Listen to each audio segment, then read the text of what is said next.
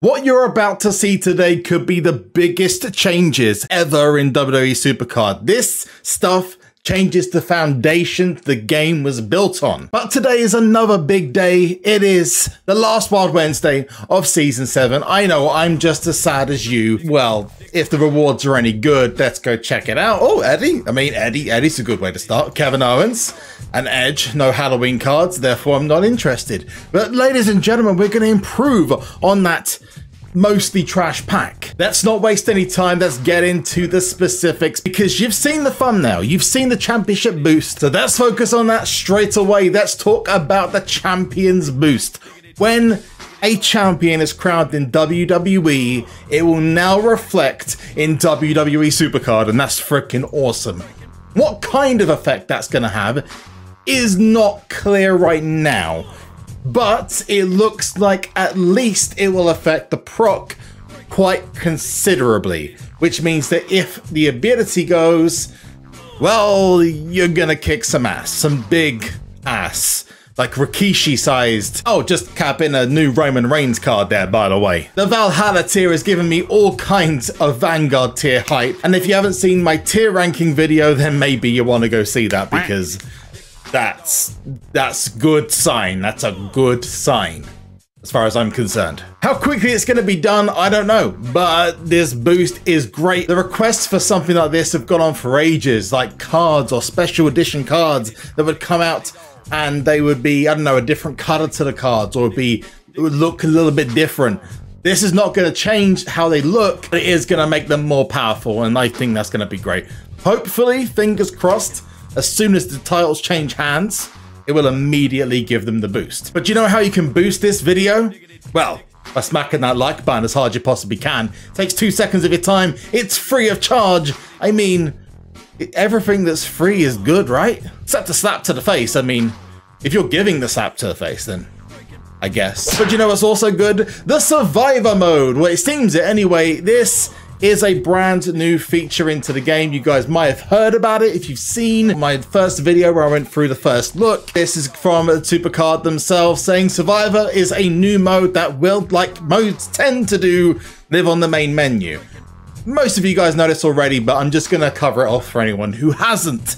In this mode, you'll be tasked with becoming the sole survivor in a real-time tournament. You experience and excitement. See, seriously, whoever wrote this, proofread or spell check. The excitement of being at a real-life event, but with less in-person interaction and more digital cards. This is a closed pack mode, meaning the deck that you use is randomly assigned, and the 5 cards dealt to your hand will be used during in-game matches. Each round will be matched up against another player to play a game of effectively wild mode. Before you battle, you'll be asked to trade a card from your hand with your opponent, and this is where it allows you to get rid of cards you don't want and potentially earn one you didn't think you needed. So I can see the benefit of this potentially with like tags or something like Team Battleground. This reminds me of almost like a PvP version of Solo Battleground. In between rounds, you can swap out cards in your hand for a random one on your bench or from your deck.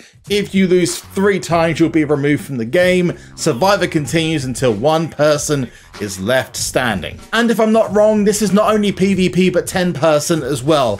That as a mode sounds really exciting. I hope it lives up to the hype. And if you're digging the hype, then you want to be here all the time because we are going to have more Season 8 details.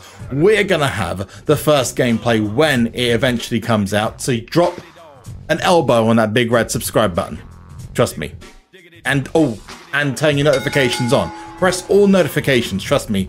You'll thank me later. The badges is the next thing. Now, we covered this off in a previous video, but this is going to go into more detail. What you've done in SuperCard and what you're trying to accomplish are important aspects.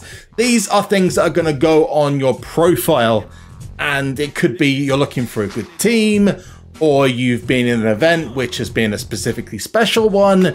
The badge system gives you the ability to earn mementos based on reaching in-game accomplishments. Think of it as achievements, but the achievements now show on your profile. So I'd like to hope like X amount of cards collected, X amount of events done. Will there be any rewards for it like you've got with the accomplishments or the like getting to certain tiers, that kind of stuff, the achievements. But it does confirm they'll have badges specifically for PvP, PvE, team events or team-based play, and for season play. For example, if you finish a Platinum PvP League in rank 3 or better, you'll earn a new PvP badge for the profile.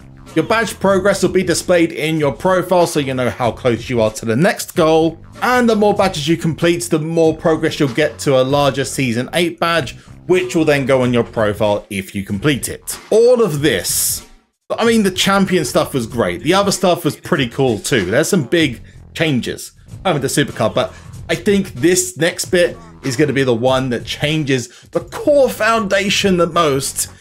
Yes.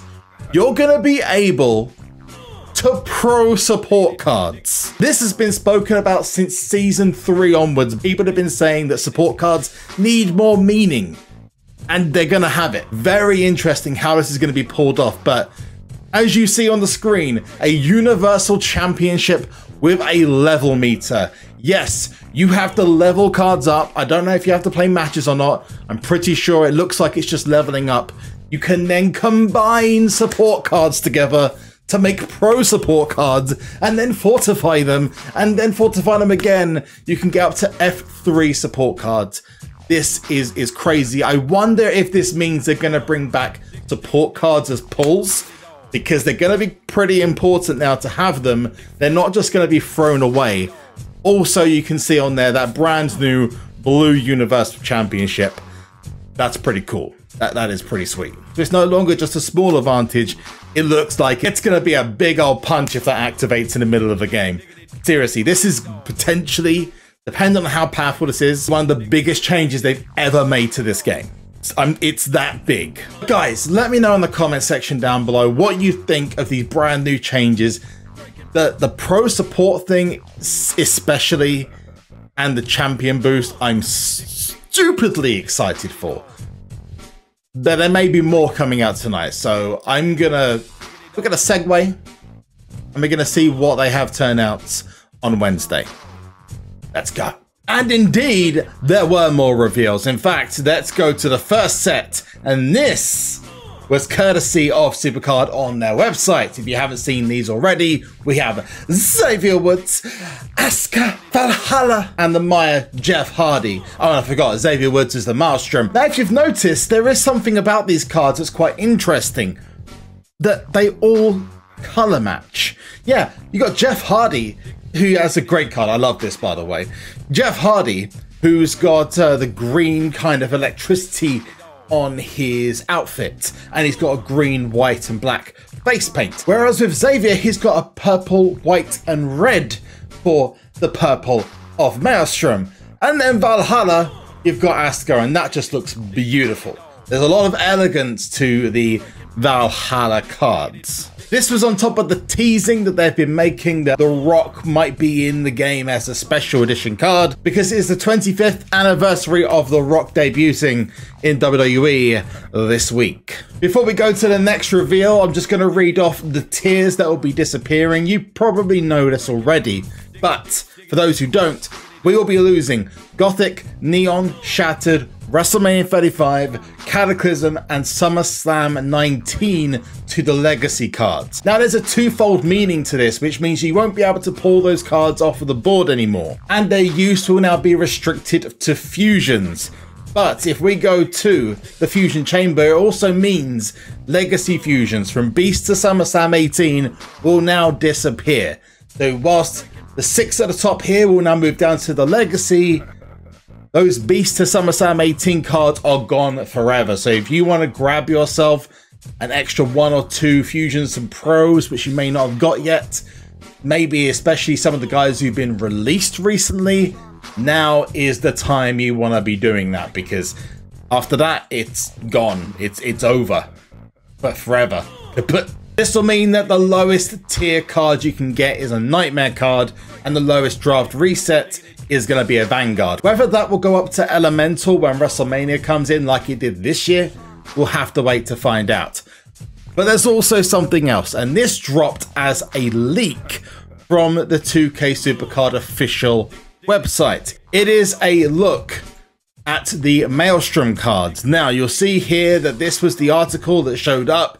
and I can't pronounce that, but there's a Maelstrom set revealed. We don't know what the article said, but that was the post. It's now been removed for one reason or another. And whilst we can't confirm that this isn't going to be changed, maybe that was the reason it was removed, these are just some of the cards that are going to be featured in Maelstrom tier. You've got Randy Orton. That's a great render, by the way, especially the fact that he's in a bit more of like an action pose instead of his standard cross arm or, I don't know, like standing looking at people, because he usually doesn't do any kind of poses, and it's nice to see.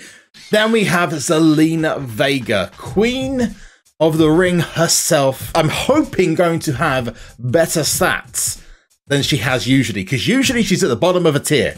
I hope this time that she's going to be towards the top, even though she didn't get #1 contenders the other night and Liv Morgan did. Yeah, I don't know either, but you know, Queen of the Ring, you would have thought she would have gone for the title next, but whatever. Undertaker is the last one, and that is just great. Freaking love the old school Taker image, looks awesome, and you can clearly see, compared to Randy Orton, he's far and above going to be one of the best cards in the tier. Randy Orton is nothing to sniff at. So what did you think of those card reveals, and of course, those amazing changes that are coming to the main game? Especially those pro supports, man, and the champion boost. Comments down below. Smack a like on the video if you breathe oxygen, which is all of you, so 20,000 likes incoming? I don't know. Make sure you subscribe to the channel as well to make sure you don't miss a single thing about Season 7. But I have been SuperZombGBBQ. You have been awesome, and I will see you in the next one. One last thing, and that is 2. So far away, we wait for the day.